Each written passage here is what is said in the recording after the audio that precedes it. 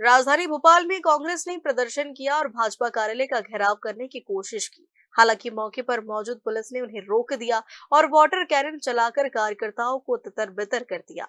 National Herald money laundering मामले में दिल्ली की राउज एवेन्यू जिला न्यायालय द्वारा प्रवर्तन निदेशालय की चार्जशीट पर संज्ञान लेने से इनकार किए जाने के बाद कांग्रेस नेतृत्व को बड़ी राहत मिली है।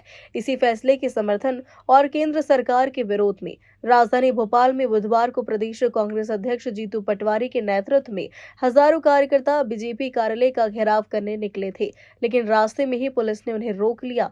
बीजेपी कार्यालय के आसपास भारी पुलिस बल तैनात किया था और जगह जगह बैरिकेडिंग लगाई गई थी। प्रदर्शन के दौरान जैसे ही कुछ कार्यकर्ता बैरिकेडिंग पर चढ़ने लगे, पुलिस ने उन्हें रोकने के लिए वाटर कैनन का इस्तेमाल किया। स्थिति अब उस समय और तनावपूर्ण हो गई जब पूर्व मंत्री जीतू पटवारी के इशारे पर कार्यकर्ताओं ने एक बस को घेर लिया, जिससे कुछ देर के लिए यातायात भी प्रभावित हुआ।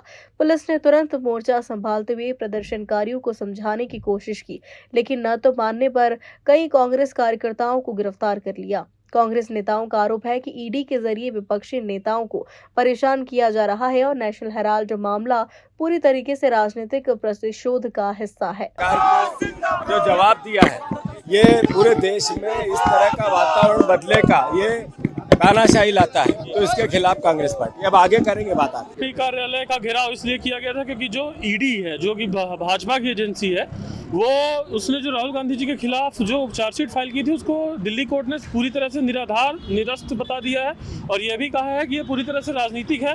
ना ही कोई पैसों का लेन देन हुआ है, ना ही किसी प्रॉपर्टी का हस्तांतरण हुआ है, ना ही किसी प्रकार की कोई ऐसी घटना हुई है जिसमें आर्थिक अपराध का मामला बनता हो।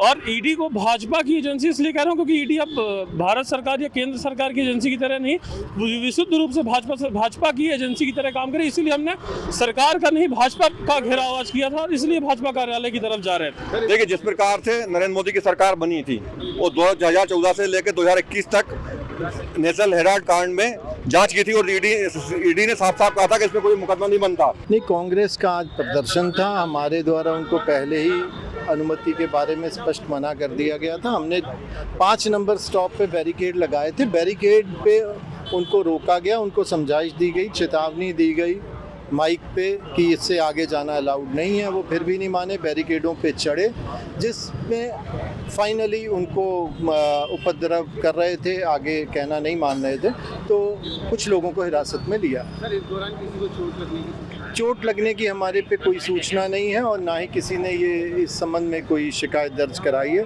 कि किसी को चोट आई है। जीतू पटवारी को भी गिरफ्तार किया? जीतू पटवारी को भी हिरासत में लिया गया तात्कालिक रूप से, क्योंकि वो कहना नहीं मान रहे थे, तो हिरासत में लिया। वहीं पुलिस प्रशासन का कहना है कि कानून व्यवस्था बनाए रखने के लिए कार्रवाई जरूरी थी।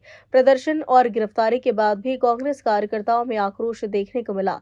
राजधानी में कुछ समय तक तनावपूर्ण माहौल बना रहा, हालांकि बाद में स्थिति नियंत्रण में आ गई। भोपाल से उमेश यादव की रिपोर्ट।